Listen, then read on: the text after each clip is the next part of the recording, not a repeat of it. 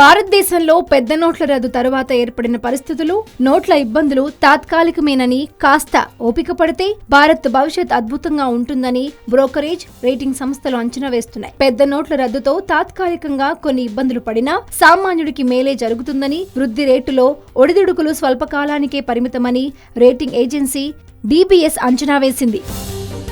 పెద్ద నోట్ల రద్దుతో ప్రభుత్వ ఖజానా విస్తరిస్తుందని, ప్రత్యక్ష పన్నుల వసూళ్లు పెరుగుతాయని, తద్వారా ద్రవ్యోల్లోటును నియంత్రించవచ్చునని పేర్కొంది. భవిష్యత్తులో నగదు లభ్యత పెరుగుతుందని, బ్యాంకుల్లోని నిల్వలతో మౌలిక ప్రాజెక్టులు వేగవంతమవుతాయని నోమూరా వెల్లడించింది. 2016 నాలుగో త్రైమాసికంలో స్థూల జాతీయోత్పత్తి 6.5% వరకు దిగజారవచ్చునని, తరువాత 2017-18 ఫస్ట్ క్వార్టర్లో 7.5% వృద్ధి కనిపిస్తుందని తెలిపింది.